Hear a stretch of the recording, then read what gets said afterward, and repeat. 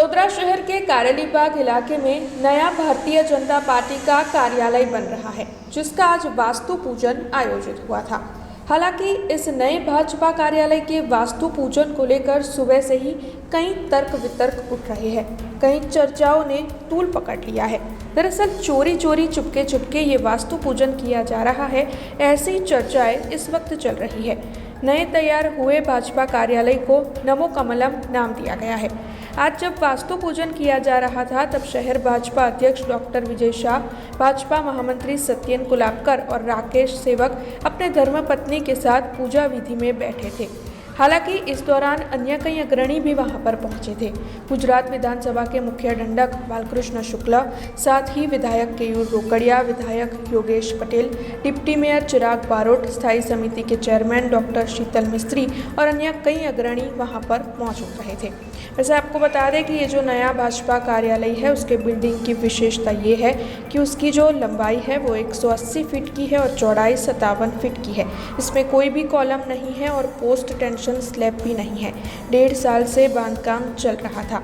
3 मंजिले का ये बांधकाम है और साथ ही वहाँ पर पार्किंग की भी अच्छी सुविधा है।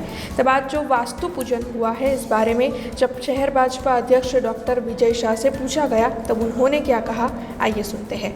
सामान्य रीते वास्तु पूजन એ કાર્ય પૂર્ણ થયા પહેલાં જ કરવાનું હોય છે અને 15મી તારીખથી ધનારક બેસે છે, એટલે 15મી તારીખ પહેલાં આ વાસ્તુ પૂજન એટલે કે વાસ્તુ દોષની કામગીરી આજે કરવામાં આવી છે। કોઈ વસ્તુ અચાનક બનતી નથી। છેલ્લા 2 વર્ષથી આપ સૌ જુઓ છો ને આપની આંખો સામે આ કાર્યાલય એનું ભવ્ય નિર્માણ થઈ રહ્યું છે અને કોઈ પ્રોબ્લેમ હોય તો ક્યારેય કોઈ સારું વાસ્તુ પૂજન કરી ન શકાય। વાસ્તુ દોષની વિધિ કરવા માટે મન શાંત જોઈએ અને શાંત મન ત્યારે જ હોય કે જ્યારે કોઈ પ્રકારના પ્રશ્ન ના હોય। એટલે કોઈપણ પ્રકારના પ્રશ્નો વગર, કોઈપણ પ્રકારની તકલીફ વગર 15મી તારીખથી જ્યારે ધનારક બેસે છે ત્યારે એના પહેલાં આ વાસ્તુ દોષની વિધિ આજે કરવામાં આવી છે। 22મી ડિસેમ્બરે સાંજના 5 કલાકે ગુજરાતના યશસ્વી પ્રદેશના અધ્યક્ષ માન્ય પાટીલ સાહેબ અને સમયની અનુકૂળતા થાય તો ગુજરાતના મૃદુ અને મક્કમ એવા માન્ય મુખ્યમંત્રી શ્રી ભૂપેન્દ્રભાઈ પટેલ સાહેબ, પ્રદેશના અમારા નેતાઓ એટલે માન્ય ગોરધનભાઈ ઝડફિયાજી અને અન્ય નેતાઓની હાજરીમાં અહીંયા કાર્યાલયની વિધિવત શરૂઆત કરવામાં આવશે। હિન્દુ વિધિ વિધાન પ્રમાણે દરેક કાર્ય માટેનો સમય નક્કી હોય છે।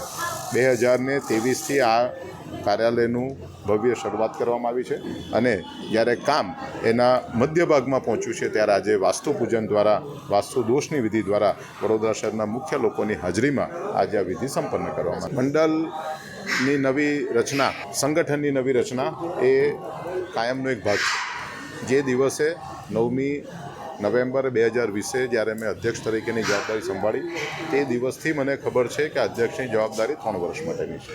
3 વર્ષને બદલે 1 વર્ષનું એક્સટેન્શન મળ્યું છે, એટલે અત્યારે પણ મારી જે જવાબદારી છે તે એક્સટેન્શનની જવાબદારી છે। જાન્યુઆરી મહિનામાં નવા સંગઠનની રચના થાય, નવા મંડળની રચના થાય, એ ભારતીય જનતા પાર્ટીની 1980થી ચાલતી કાયમી પ્રક્રિયા છે અને કાયમી પ્રક્રિયાનો જ્યારે બધા ભાગ હોય ત્યારે આમાંની કોઈ એક પણ વસ્તુ એવી નથી કે જે નવી વસ્તુ છે। જે દિવસે પદ ગ્રહણ થાય તે દિવસથી આ ક્યાં સુધીનું પદ છે તેની બધાને માહિતી હોય છે, એટલે કોઈપણ પ્રકારના સંગઠનની સંરચના અથવા તો મંડળની સંરચના એને આની સાથે ક્યારે જોડી શકાય નહીં।